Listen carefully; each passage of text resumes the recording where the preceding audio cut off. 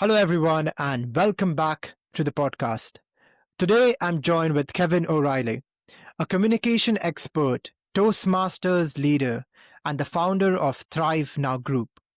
Kevin has dedicated his career to help people grow their confidence, sharpen their speaking skills, and build stronger connections, whether that's in interviews, business meetings, or on stage.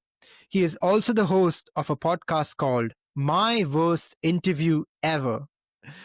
In this conversation, we will explore Kevin's personal journey, the lessons he has learned from building his own business, and his best advice on networking and communication so you can thrive in your professional and personal life. So, Kevin, thank you so much for joining us today and sharing your journey with us.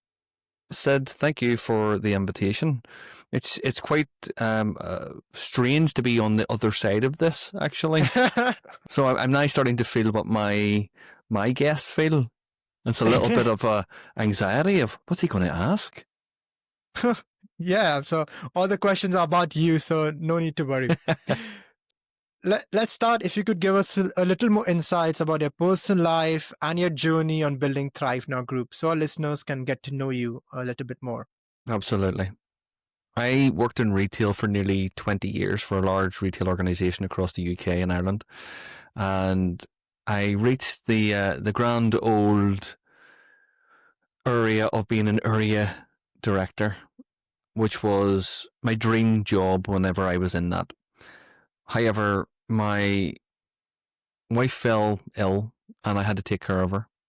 And unfortunately, I had to step them back from that role because there was quite a lot of work involved in the caring. And unfortunately, she passed away in 2014. And I then had to step back into store. So from 2014 to when was COVID? 2019? Yeah, to 2019, I was back in store because I needed a stable base to bring my children up from, to be honest. I had two young children then of 8 and 9 at that time. And I needed to be able to be in one place at one time. Now, since then, I have met an absolutely fantastic woman, remarried, and now I have 4 children. And during COVID, I was made redundant. So not only was I made redundant, I had to go around and close all of the other retailers as well. So there was about 651 staff that I had to go around to make redundant, or at least in the process of being made redundant. And I kept hearing the comment they kept making. The fear wasn't around losing your job. They knew that was going to happen. The fear was actually around getting a new job and having to go for the interview. Because the interview is actually one of those situations that really pull on all of our worst fears. That fear of the unknown. What questions are they going to ask me? Who's going to be in the room? What type of room is it going to be? What if I make an idiot out of myself? What if I say the wrong thing? What if I freeze in public? All of the fears that we absolutely dread, they wrap them all up and they call it an interview. They do. Right. They do. Yeah. So from there, I thought, do you know what? There's something in this. And I sat down for about 6 months after I was made redundant, and I got out this sheet and I wrote down 100 things that I was really good at. And then every day I kept scoring off things. And one of the things in my head was, one of the criteria in my head was, which of these will potentially become a business and I can make money at? And then it evolved into, which one of these can I make money at and support people in their growth? And it completely changed. It became so much easier then to start scoring off the list. And it got down to 2, and interview skills coach. The other one obviously was male stripper, Sid, but I couldn't do that. So I thought interview skills coach, that's the way to go. So we went for that instead. And you know what, Sid, I have never looked back. The people I get to meet, you wouldn't believe the people I get to meet. From government officials to politicians to doctors to janitors to bricklayers to you name it, they have come to me for interview support at one stage or another. And I love the variation of the people. Love the variation of the people. And whatever we're doing within our sessions, my clients have a 97% success rate. Now, I believe that's because I have brought a lot of different avenues into what I do. I have trained as a behavioural analyst. I've trained as a counsellor. I'm an NLP practitioner. I'm a communications specialist and expert. And when you bring all of this together, you're only setting yourself up for success. And I am a complete advocate for personal development. That is me in a nutshell. If it was in the dictionary and it said, look up personal development, you maybe see a little picture of me beside it because I love personal development. But now I love sharing that personal development with others. I have done, or I am doing, the hard slog and the hard work. And I want other people to feel the gains that I have. So that's why I do these things. That's why I continue to do these things. And that's why I started up the Thrive Now group. The Thrive Now group is actually more so to do with business to business. Because the one-to-one with the interview skills coach is great, but there are so many other opportunities within the business world. And just between me and you, Sid, there is a new iteration of the Thrive Now group coming, and it's going to be called the Thrive Now Network. All right. So this is going to be this is the official mentioning of this, by the way. So this is the exclusive. This is the exclusive. This is going to be a paid subscription platform where you can come on. It's for leaders, entrepreneurs, and business owners. And I consider myself to be a good listener, and I do lots and lots of different workshops. And what I keep hearing from entrepreneurs, business owners, and leaders is the loneliness that they feel starting up the business. There are government help out there, but it stops very quickly. It stops really quickly, and then you're left to your own devices. And one of the main issues that people have is being able to bounce an idea off someone or have a conversation with someone, or in my case, tell me to shut up and get on with it. To stop talking and just get on with the work. And we don't have that accountability as sole traders. And some people need that accountability. So the idea is that we will create this family where we will have WhatsApp groups, we will have online webinars, we will have in-person webinars as well.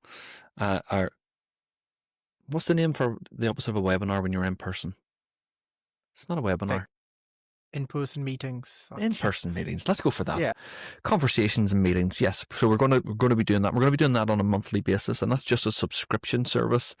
And as soon as you pay your subscription, you're now a member. You can get a hold of everything that we have. And once or twice a year, we want to do huge events and bring everybody together. So that's the little exclusive for you, Sid, for inviting me on. And I have follow-up questions on the networking part as well. But before we move on, I loved what you said is about you wrote down all of the 100 strengths that you have, and then you based your business idea on that. We have people so many times they say, I don't have a business idea, I don't know what to start, but they can always start from the strengths that they are good at and start a business. That's what you did. Yeah. I love that. Yeah. And did you know what? It was a process. It wasn't a one and done thing in a day, because you had to go away and you had to sleep on it. And the way I looked at it was, there's 100, let's lose 50. I always went half, and half. Just keep halving it until you're down to 2. And that's the best way to do these exercises. Now, I would do similar exercises with my own clients and with clients within workshops. I would say to them, think of the 10 most important things that you have right now. Okay. Now make that 5, the 5 most important high priorities. And you should see the struggle in that room. You can physically see the struggle in that room. But it's good because when you're asking people to really half a number, for especially 10 down to 5, it's a huge task. But if you give them a time and you get them to stick to that time, it removes the overthinking. It gets them to really focus in on what is important There was another little technique I had read about how you focus your decision making to make the right decisions, and it said that you should hold yourself from going to the bathroom long enough to make the decision. So you can't go to the bathroom until you make the decision. Because what normally happens is you stop overthinking and you make the decision based on all of the information, facts, and the information you have in front of you. Mm, that's such a good example. Yeah. Makes sense. And what were like your major challenges you faced when you were building the business, and how did you overcome it? One of the major challenges was not knowing where to go for support or help. As I said, there is organisations where I live in Northern Ireland that help you get started, but they don't help you get moving. So the help is there to get you started, and the help that they give is very good. It is mentoring for a certain amount of hours, but then after that, you're left to your own devices. And that's where I see the real challenge in starting a business. It's easy to come up with the idea to an extent. It's easy to get yourself a domain name. It's easy to get yourself started off. But where do you go? What's your strategies? What's your direction? Where's the outcome you want to get to? And sometimes that outcome could be so far away that you don't want to do it. There was many a morning when I sat in this very office that you see now for 6 hours and thought, I should just go and get a job. That's what I thought for all that length of time. I should just go get a job because it would be much easier than sitting here trying to come up with things that I think people want. And how do I advertise that? And who am I advertising it to? These were not skills I had. Not at all. I had worked for organizations who had people with those skills. I was just the executor as such. So right now I had to go from someone who was doing to still doing, but the marketer, the cleaner, the strategist, the CEO, the CFO. I had to have all of those hats on. And at times that was quite overwhelming when you're sitting looking at your bank balance and it's zero. Actually, it's minus zeros because you have pumped money into getting your business up and running. And I can understand the statistic that nearly 90% of all businesses don't work out within the first year. I can completely get that. I can understand why. But there was just something in me, Sid, that kept driving me forward, kept getting me up at 6 a.m. every morning and continues to. There's that motor that keeps me moving. And it's when someone comes to me and says, Kevin, do you know what? I couldn't be doing what I'm doing without the support I got from you. You've changed my life. You've changed my future. And that happens quite often in a week. And it's those moments that really stick with you. It's almost like a drug, Sid. It almost spurs you on to do more. Hmm. So what would you say, like, what drives you to do what you do is the support and the help you're giving to people? Yeah, it is. There are many people out doing something similar to what I do, but they're not authentically themselves, and they're not treating their clients with the respect that their clients deserve. So I want to be that person filling that gap. I am that person filling that gap, but now I want to do that on a grander scale, and that's where the Thrive 9 network comes in. It will be able to do that on a grander scale. Yeah, definitely. And I think when we had the first conversation, when we had the podcast pre-chat, you also gave me so many good nuggets on how can I improve. So even after leaving, I learned something from you. You shared that knowledge. So that was amazing as well. So thank you for that, My Kevin. pleasure. Now, sharing knowledge is something I do every day, and I'm quite happy to share that knowledge and without payment. Because if someone is wanting to come to me and ask me questions, there's a real need there that I want to support with. But what you'll tend to find as a business owner, and something I've learned, especially in what I do, is most of us give our information away for free. Okay, now my job is actually to get paid for my information, technically, but my job is actually for implementation, not the information as such. What do So you that's mean? me. What I mean by that is I can give you lots of stuff. I can point you in directions of YouTube videos and you can go away and learn how to do and be whoever you want to be. That is going to take you a long time to do because you're not sure which person you should listen to or do what they say. But when you're with me, you're getting instant feedback. Instant feedback. And with the experiences I have and the skill set that I have built up over the years, that instant feedback, that will save you years and years of work. Potentially years of thinking, I'm not good enough to do this. I don't have the skill Yeah. set to do this. So that's what I tried to do for people. I tried to bring them on that journey a little quicker and with a lot less stress. Talk about a bit about Thrive Now Network. I want to talk about networking a bit more.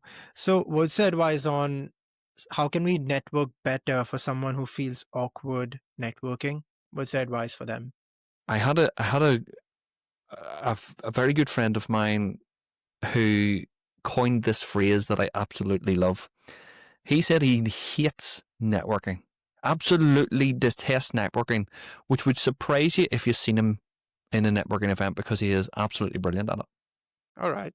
Okay, he is one of the best networkers I've seen, but it takes him a long time and a lot of work to do that, and it does drain the social battery really quick for him.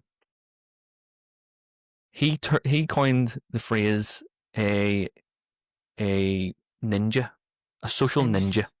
Okay, Social ninja. a social ninja, and what he means by that is that he would like to go into the room, but be like a ninja, hug the walls, don't let anybody know he's even there, don't give eye contact. That's his thought of networking because he dreads it that much.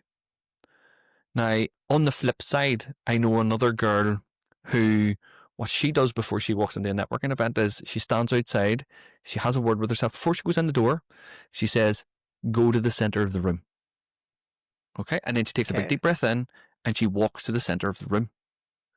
The center of the room, in psychological terms, is the most dangerous part of the room because you can't see what's coming from behind.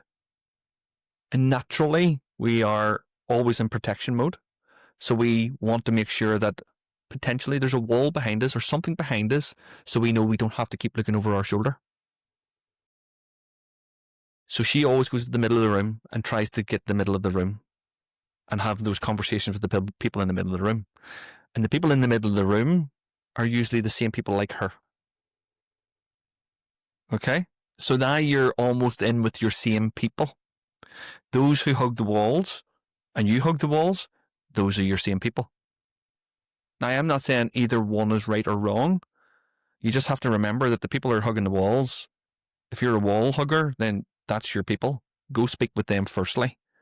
But those people who are in the middle, they're the people who are loud, a little louder, a little prouder. You'll see they stand differently. You'll hear them talk louder because they don't mind that. They enjoy that space. That is where they're more of an extrovert as such. They get their energy from other people. But for me, one piece of advice is preparation. Okay? And let me tell you what I mean by preparation. Whenever you're going in to a networking event, usually you will know where you're going, as in you have to know where you're going or you can't get there. You will know what time it starts and finishes. You will know roughly who the speakers are because that should all be there for you to sell the event. You can go and you should go and do your research.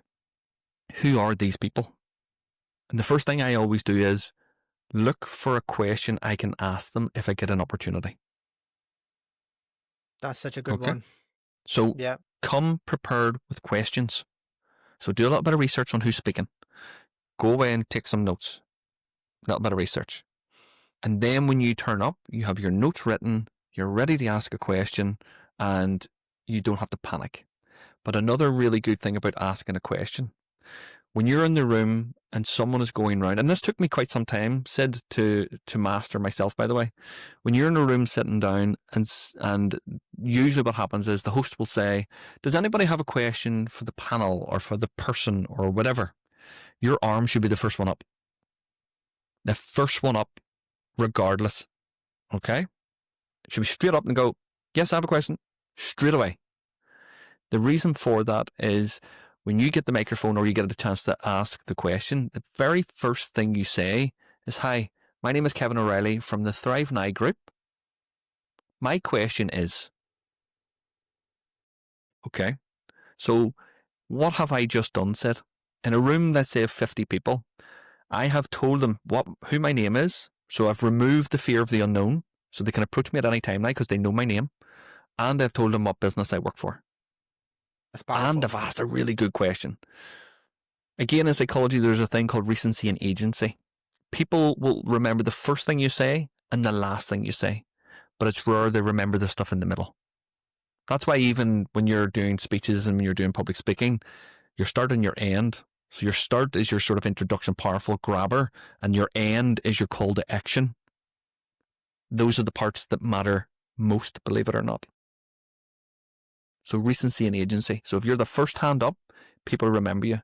And what it tends to do is whenever you get, then there's a break within the networking itself or the networking event itself, you're grabbing tea and coffee, someone in that room will come to you instead of you having to go look for them.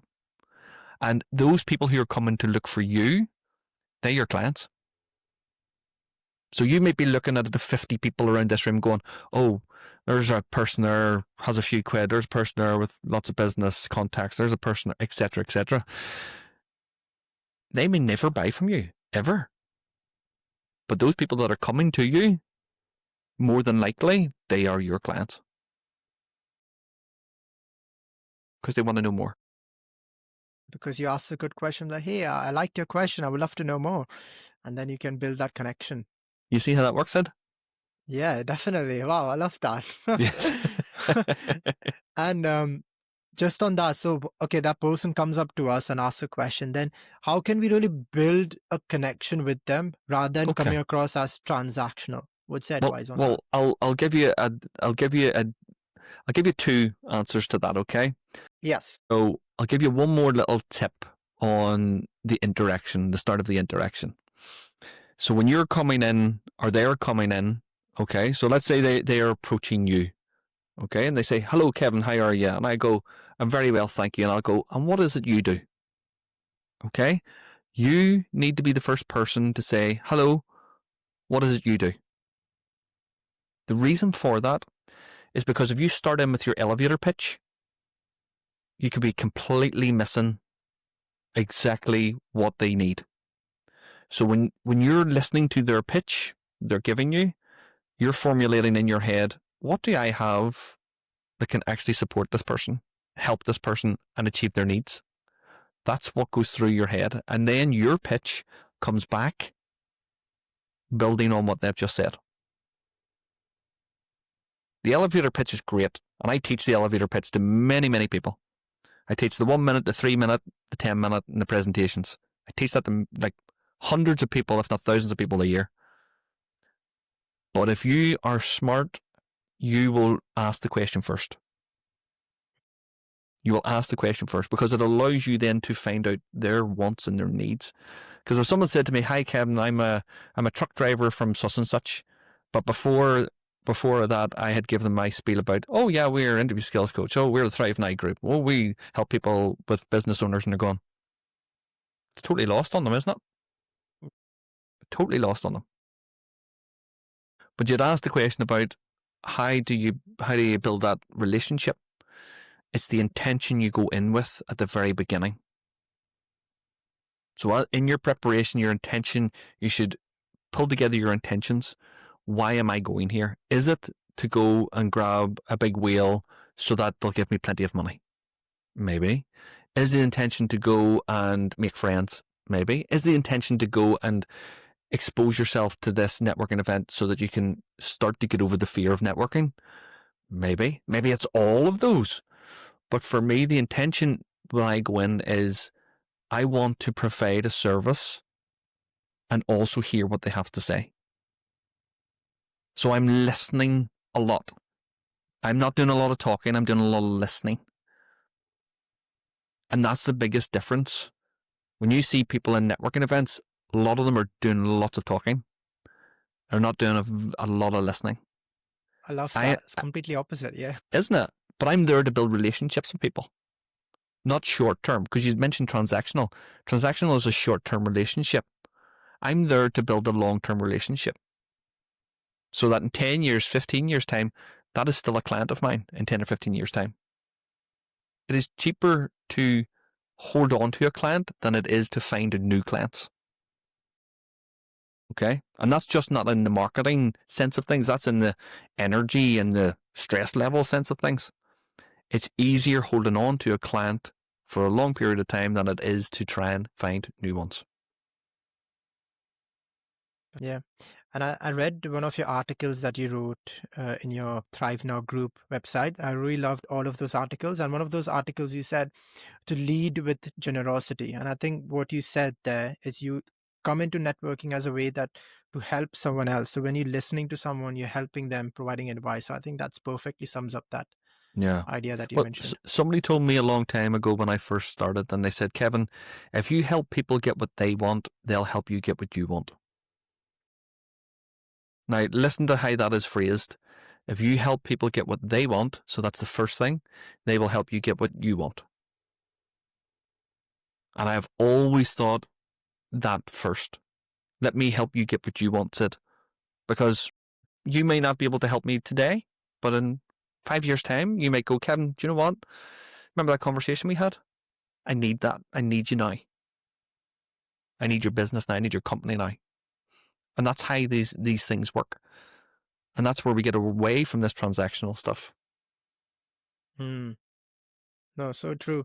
And I think there's another thing. I connected with someone on LinkedIn, and as I connected with that person, they said, "Hey, Sid, nice to connect. How can I help?" I was like, "Oh, wow. No one has said me that." I was like, "Okay, whoa."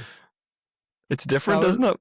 yeah, I was like, no one has said that, and I think it was just like caught me off guard and just set that person apart from all the connections I've said. Do you know what? I love So that, actually. that's another tip.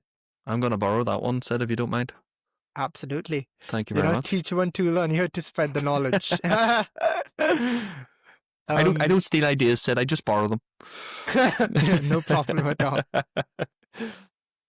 And as you said, you're the communication expert as well. And by the way, I loved your TEDx. I will be coming to that. But before I go on to that, I want to know what one communication mistake you made early in your career that taught you the most. Communication mistake I made that taught me the most. Not understanding the importance of communication, I think, is the biggest mistake anybody and everybody makes. Genuinely, that is it. Not learning the skill of communication. That is the biggest mistake most people make. Because they think that it's just, we do it every day, we must be good at it. Absolutely not. Absolutely not. I mean, you should have heard me before I started Toastmasters and before I became really interested in communication. I and I and I panicked and I stressed and I couldn't put my words together. My stage presence was non-existent. I couldn't manage my nerves. I couldn't manage my breathing. My legs would shake. It was horrific. Absolutely horrific. And I joined Toastmasters because I was at a stage in my life where I was knocking off all of the fears that I had because they were holding me back. They were holding me back. And when I actually looked at them and started to peel them away, the fear was just me. Actually, I don't fear too many bad things. I sometimes fear, where will I go when this whole business and organization explodes into what it's going to be? Who will I be then? Well, I think I've answered my own question with lots of meditation and lots of conversations. Is I'm going to be this guy I am now.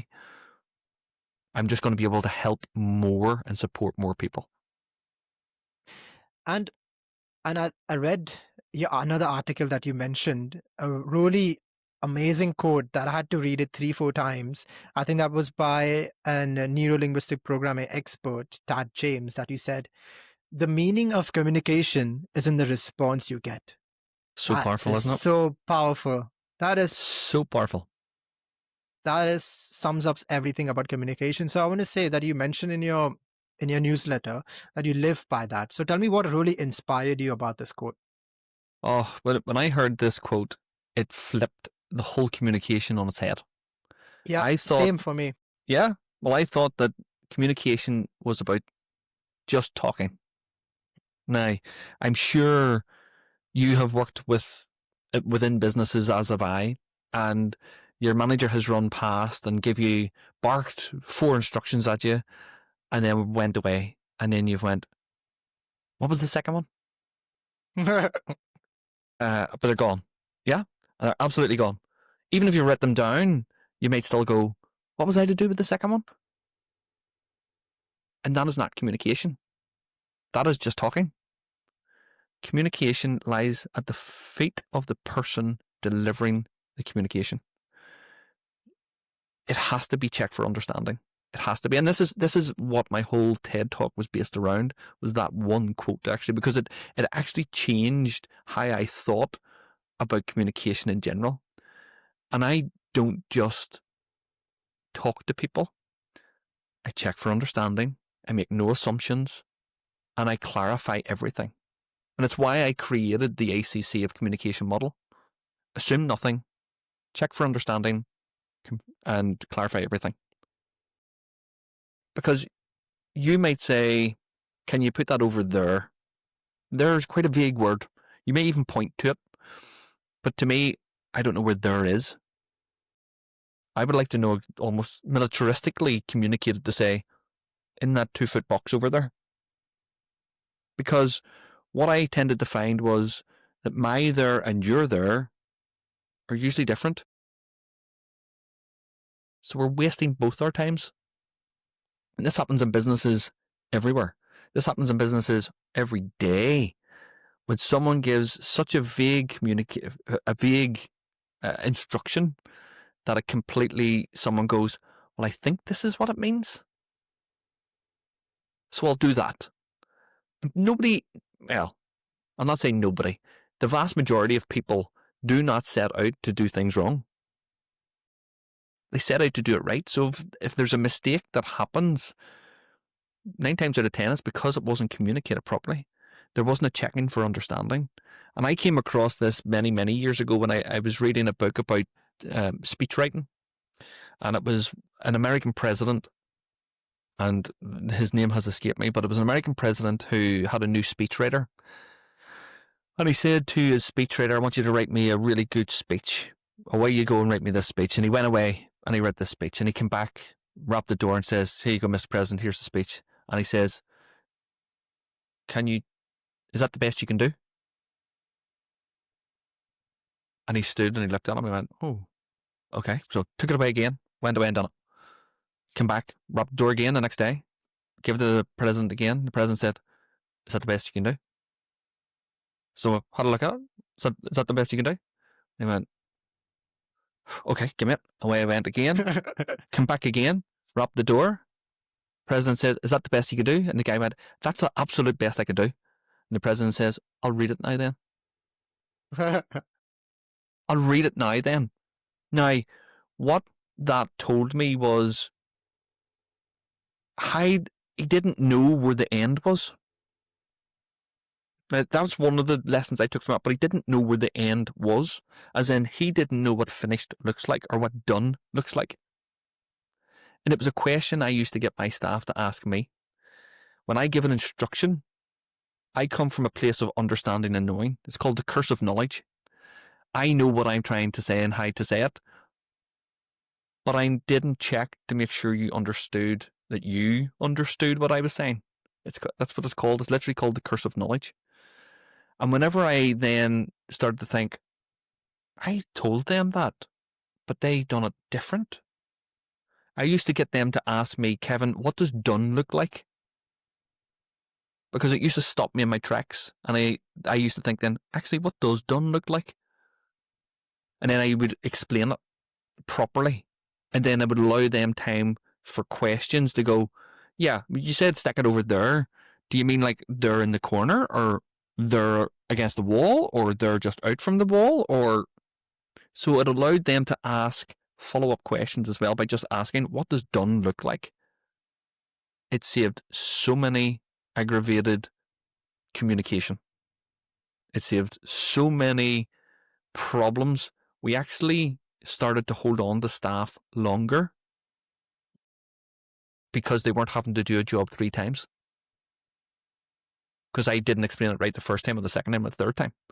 And it was only then when I had my own children who have some communication challenges themselves that I start to really delve into understanding communication at a really, really basic level, which most people don't do. They try to run before they can walk. So I actually went back to crawl and worked from the bottom up and looked at rhetorical devices that are being used and tried to understand exactly how people communicate and why they communicate that way. And it blew my mind. Absolutely blew my mind. And it's just something I always think, why isn't this taught in schools? Why isn't this taught in business schools as well? Even now, why isn't it taught in business schools? Listening, understanding, clarification. It's so easy, so effective, and maybe that's why it's not done, because people think it's too easy. Probably why. And I loved your framework, by the way. Let's deep dive on that, the ACC framework. And I think that is so practical, and all our listeners can apply it from right away, today, Yes. now. Yep. So I would love for you to just elaborate further and maybe give us a practical example. You already gave one, maybe like a corporate example that you can give that our listeners can further understand this and use it right away. Okay. So the ACC of communication stands for assume nothing, clarify everything, and check for understanding. Assume nothing, clarify everything, and check for understanding. The assumption is that we assume too much, which is correct. We do. Our brain is actually wired to assume because our brain uses between 20 and 30% of our energy every day. And if it can conserve energy by creating patterns and making assumptions based on those patterns, because we live, believe it or not, in patterns. If you think about what you've done today, and any of your listeners think about what they have done today, it will be a pattern of events that they have done previously. We like the safety of a pattern because we know it's safe, and that's why we do it. So the brain assumes a lot. So the brain will assume that one word means the same thing to you as it does to me. Now, for me to stand and listen to you and assume nothing means I have to be curious, very, very curious. And I think that's probably the biggest takeaway, if we're going to take anything away today, is that curiosity. If you're curious about, well, what does that word actually mean? What is it you're actually trying to say? Because a lot of times, lots of instructions are given in hurry. It's like, right, I'm on my way to a meeting. I want you to do this, this, this, this, this. Or it's sent in an email that you can't decipher. Because again, you can't even gauge tone through an email. So you could be misconstruing somebody going, I need that back by 12 p.m. today, as rude, based on your own mood that you might be in. And you're assuming that they're also being snarky and rude to you. That's because we can't read tone. We can't get the tone from the email or a text or a WhatsApp message or whatever else. And I was reading something actually this week with regards to communication and phone calls in universities. They're teaching university students now how to answer a phone. Really? Yeah. How to answer a phone. Why? Because they text, or they WhatsApp, or they Snapchat. They never, ever speak directly crazy. with anybody. So there's no interaction. There's no understanding the rules almost of communication, and there's no practicing. Yeah, no, that's crazy. Because I think that's why they say that nowadays generation and the most loneliest because they're not going out networking and meeting people, right? Because they don't have that communication skills. Yeah. Makes And sense. that's right. And that's why I said this should be taught in schools. Yeah, and I think I read an article. I think it was at Bloomberg or somewhere. Well, all these interns coming into organizations, they're not having those coffee chats or in between corridor chats with the managers, directors, and they're missing out. And even the work from home is not helping. So it's a massive where they're missing out. So communication is vital. It is. It is. And, I'm glad you even mentioned about the working from home because as a business owner, you do a lot of working either, especially if you're a sole trader and you're running a small business, you're probably doing a lot of it yourself. Yeah, And you might be speaking to 10, 15, 20 people a day, but a lot of it is business related. And you're not even getting, as you said, those water cooler conversations where you might be just saying, do you know who does this? And do you know who does that? And what do you think of this idea? Is that a good idea? But again, I understand there is other dynamics to be taken into consideration working in an yeah, organization also that isn't always good or nice. But you have to create that balance, don't you? You really have to. You have to take away from what you the good stuff you get from the stuff that you don't want. And yeah, I'm a great for sure. believer in you find what you're looking for. So if you're looking for negativity, you'll find it. If you're looking for positivity, you'll find it. So it's about the mindset, isn't it? It's about getting yourself prepared and ready for that. I love that as well. And since we are still on communication, I would love to ask you. So, what's your non-negotiable in your communication style? Whether you're in an interview, speaking in a public, or coaching someone else. So, what's your like a non-negotiable communication style? Could I ask what you mean by non-negotiable? So, any strategy that you use whenever you're communicating with someone, you follow this. Whether that's ACC framework you follow, or there's some like technique that you use in every conversation that helps you set the flow of it. So what you're asking me is what is it I use generally to create the conversation Yeah, and your communicate communication. better? Yeah, your So, communication style. okay. So firstly, that was an example of the ACC framework I just used. Okay. The clarification part at the end is the repeating back what I I think you liked it. want. Yeah, Okay. And asking the question at the very beginning of what does that word mean? That is me not assuming I understand what it means, and that is me checking for understanding. love that one. Okay. Yeah, and I So, felt okay. Wow, you listened as well. From a perspective. I thought, oh wow, okay, he listened, he understands, and now he's going to give a good answer. So yeah, yeah. So the last little part about the checking and repeating back, it's called the confirmation loop, is I am actually confirming what you said, and that's where you think I am listening. And I am listening, but that's where you know I am listening.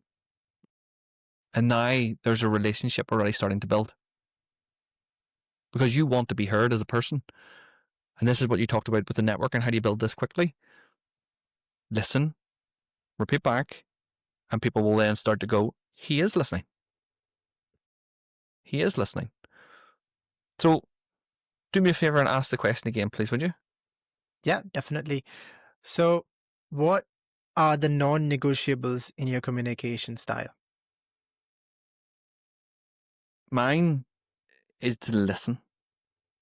I must listen. I will never ever go in and just start to talk. That is one of my non-negotiables. I need to listen because this conversation isn't just about me. There are two people in a conversation. But what I have tended to find is that if you become a really good listener and really good at giving that feedback loop, what tends to happen is the person who has done most of the talking will leave thinking they've had the best conversation they've ever had. When in actual fact, all they've done is talk. Because that's what they wanted to do. When you give someone an opportunity to talk, they usually will take it. They will usually take it. And then you become almost like the bystander listening in. But then when you start to use the feedback loop and say, is this what you mean by what you're saying? Then you're starting to create again that feedback loop of he's listening and he wants me to tell him more. And then that's where you encourage that out of people. And you will be shocked at what people will tell you if you allow them to tell them. If you just literally sit and say very little and just keep doing that feedback loop over and over again, people will actually tell you lots of different things that you probably don't want to hear a lot of times, and probably you shouldn't hear. That's another strategy. Like, use it as your own thing. Like, use it as your own thing. If there's anybody out there who knows about NLP, neuro linguistic programming, or as I like to call it, brain language programming, because that's what you're doing. I listen to everybody's words. I listen to their body language. I watch their body language. I listen to every single detail about communication, because it's not just about the words you say. In actual fact, it's less about the words you say and more about what your body is saying. Because we can't really lie with our body, but we can lie with our words. So true. People are what they do, not what they say they do. Yeah, that's another thing. Another good one. Okay? That's it. That's not my quote, by the way. I have a couple of quotes along my wall. That quote actually belongs to Carl Jung, the psychologist. And that is his quote, and it helps me focus on what I need to focus on when I'm doing what I do. There's more times than not I can walk into a room and almost guess to a very high percentage what is going to happen in that room with the people that's there. Wow. Just because I'm watching them, and I'm watching if their body language is matching what they're saying, and I've started to understand exactly how to translate that. So, do you know that gut feeling you get? Yeah? Usually that gut feeling is there when something has happened in the past. You can't really put your finger on what it is. You can't translate that feeling that you have into words, but the body has seen this before and is warning you. Okay? The body's seen it before and it's warning you. People say you should listen to your gut. I agree, you should, but to an extent, because there is a little caveat about your gut. Your gut is trained about what you have only seen and been through. It hasn't seen everything and been through everything. So sometimes you might need to challenge it as well. But with your gut, it is so difficult to translate what it's trying to tell you that you'll usually back off something. You'll usually just go, nope, I'm not doing that. Without even questioning it, you just go, nope, it's a gut feeling, I'm not doing it. Or it's a gut feeling, I am doing it. Makes So sense. communication is more than just words. Yeah, definitely. And like for our listeners as well, like Kevin doesn't know what questions I'm asking him, by the way. So how are you doing this? Like, what's your strategy for impromptu speeches, by the way? Like, are you following a structure, or that's another question on No, structure? I'm not following a structure at all. What I'm doing is being authentically myself, which has taken me many years to be, because I've tried to be somebody else, try to be that person that other people want, but I have done so much internal work on myself that if you like me, great. If you don't, that's okay. That isn't going to change how I feel about me. So I tell people that the clothes that I wear, they're not clothes, it is armor. So every morning when I get up and I do my meditations and I read my book, and I'm putting on the armor every single day so that I am ready if there's an insult, if there's a question, if someone doesn't like, that's okay. I am absolutely okay with that. So being authentically myself is my structure for answering these questions. If I was to try and sit here and think, right, what is this structure? He has asked me a question. Should I use a star model? Should I use a curve model? Should I use a different type of model? I now need to remember the model for a start. I then should have had that practiced and then try to shoehorn the actual answer into it. You lose the authenticity of who you are. And I'm all about Wow, being authentically you, because love that. there is only one of you. It doesn't matter if you're a twin or a triplet. There's only one of you. And it's so important to be yourself. Warts and all. Warts and all. You gotta own it all. Everything. You gotta own everything. Because once you take that personal responsibility for everything, it's very difficult for anybody to hurt you, for anybody to make an idiot out of you, make a fool out of you, push you over. It's very difficult for any of those negative things to happen. So be authentically yourself. Wow, thank you. And since you mentioned the STAR technique, I would love to ask you, like, do you think the STAR technique is good, or it stops us from coming across as authentic in interviews? Might be a No, controversial question, but no, it's not a controversial question. I think the challenge with lots of people is that they like structure. We all like structure. So when people go into an interview situation, lots of people need to have a structure, because letting them free flow on their own is just like, that's the worst thing that could ever happen, because they have so many different ideas in their head and have so many different answers that they don't know which one to give. And that's when a lot of people sort of collapse inside themselves and freeze, because they have so right, many options, they don't know which to choose.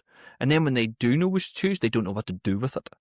So when you give them a structure, like the STAR model, it helps them structure their answers. Now, like I say to all my clients when we teach the STAR method, it is only to tick boxes, because that's the methodology that the interviewers are using or expecting.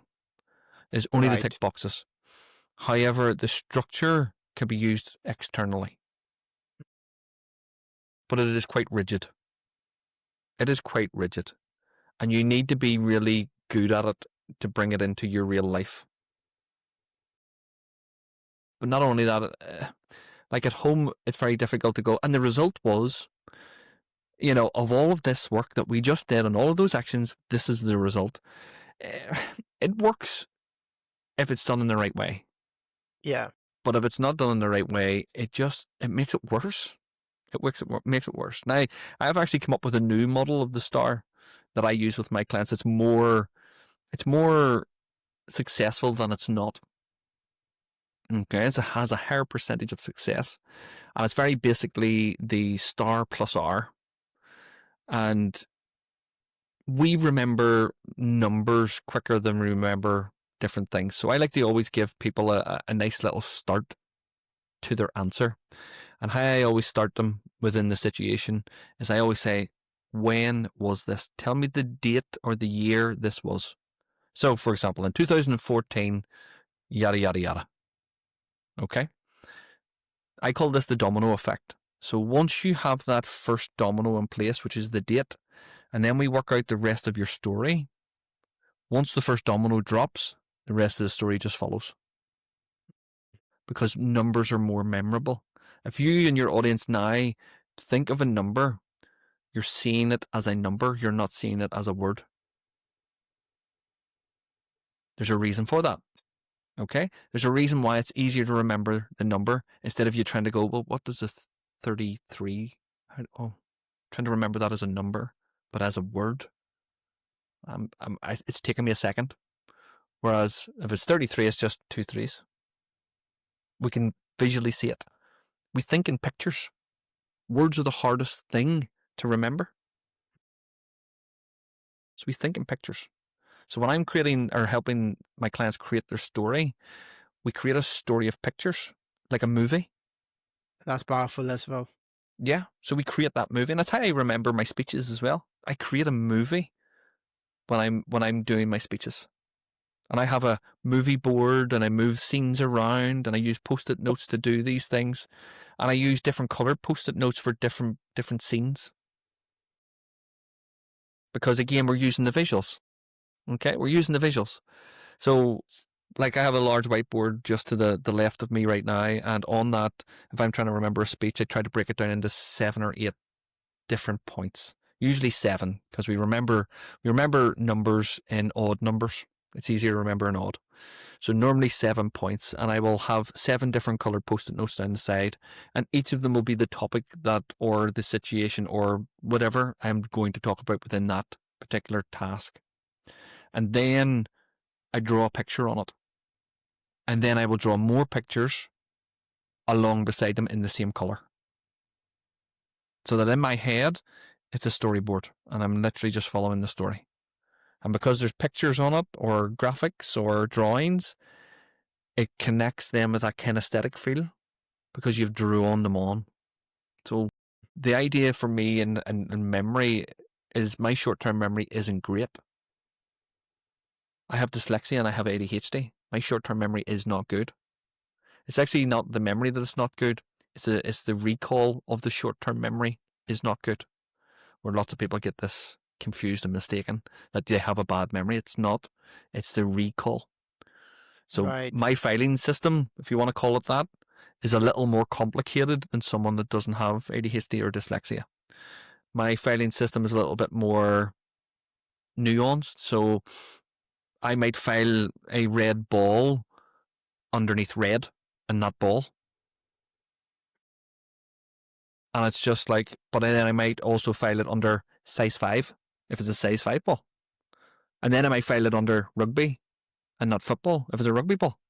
So my systems are a little more tricky to recall the information. And let's put it like this: if your information was a mile away to retrieve, well, mine's is 10. Okay, so the journey to get to mine is longer.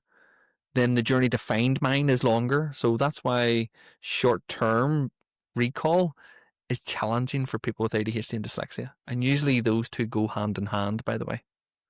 ADHD and dyslexia. So that's why I use visuals. And that's why, for me, I'm a really good person to help other people memorize stuff. Because if I can do it, you can do it.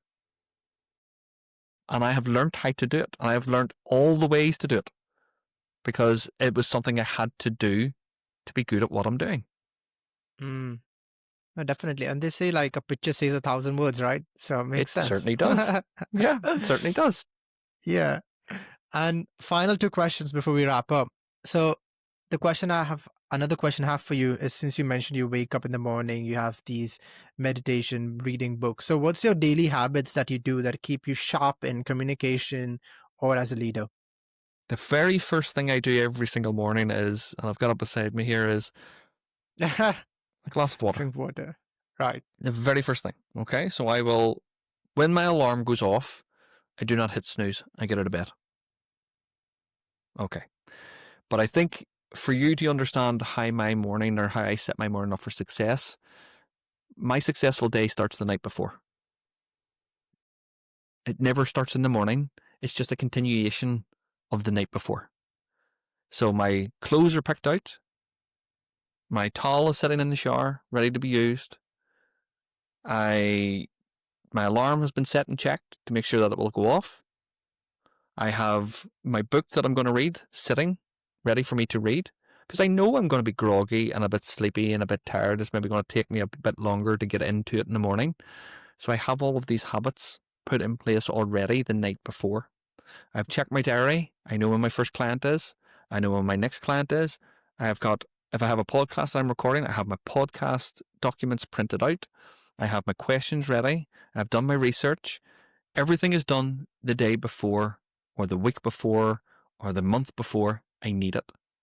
Because if I was depending on just waking up and hoping that the day was going to be successful, that ain't going to happen. That is not going to happen. I have tried this. And if people can see behind me right now, I have the book The Atomic Habits by James Clear. And I have another one by, I think it's Carl Digg. It's called Just Habits.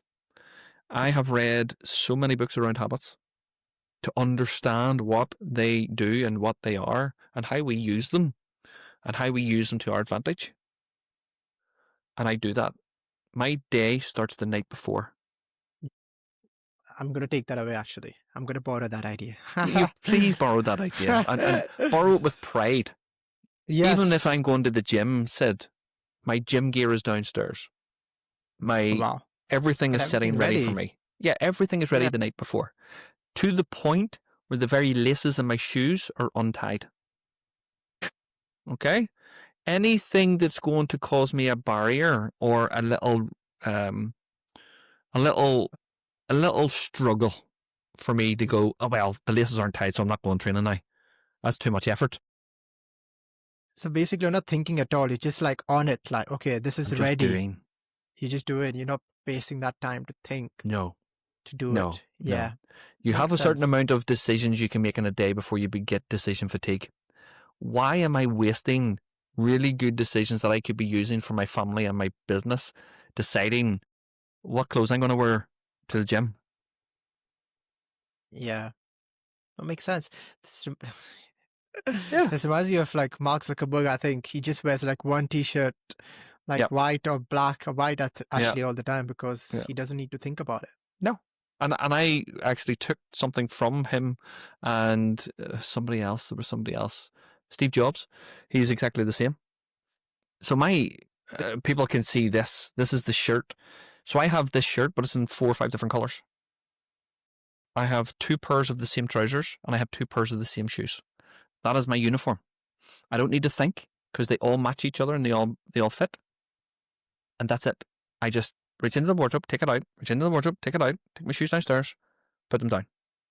And that's it done. There's no thought needed in that process whatsoever. So it allows me to think more when I'm in my workplace, when I'm with my family. So I don't have that fatigue of decision making because it is a real thing. It's a Yeah, real thing. 100%. I'm gonna And try I've it and I've for seen sure. people. Well, but and I mean even that word that you use there, try. Don't try. Said just do it. Yeah, I'll do Do you know it. do you know what do you know what try means, Sid?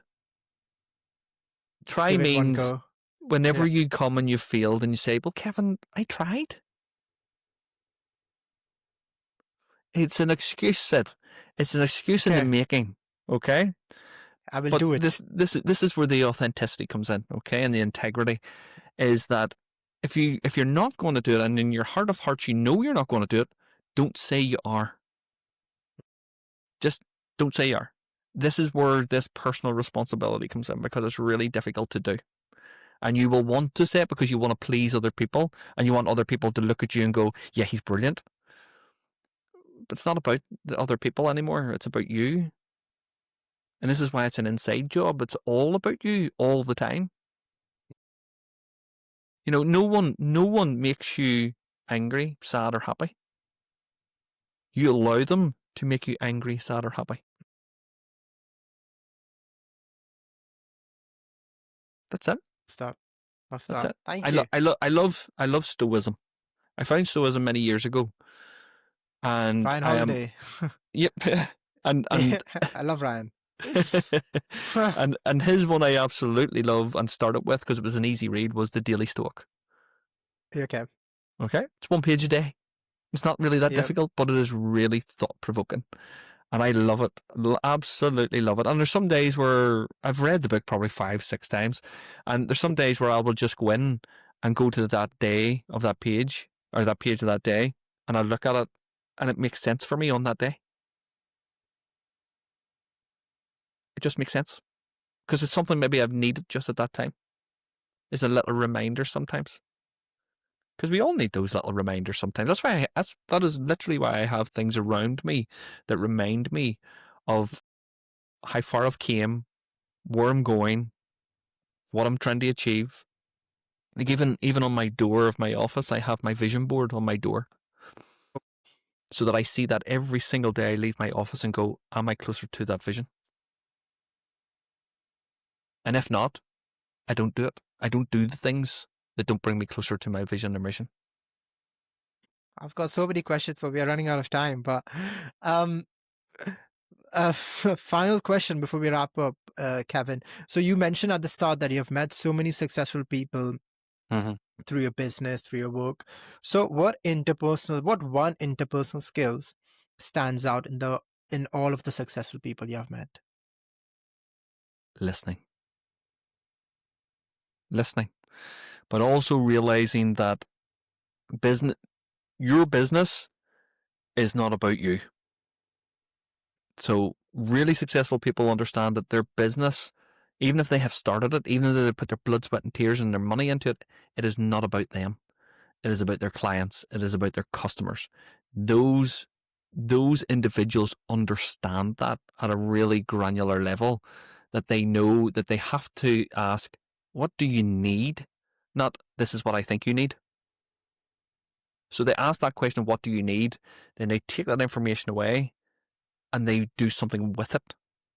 So the majority of my workshops said, I will ask everybody in the room to write down what they want from that workshop, then what they need from that workshop, then what they deeply desire from that workshop, then what they most fear about this workshop, then what they have tried in the past, and then what they have tried in the past that they absolutely hate.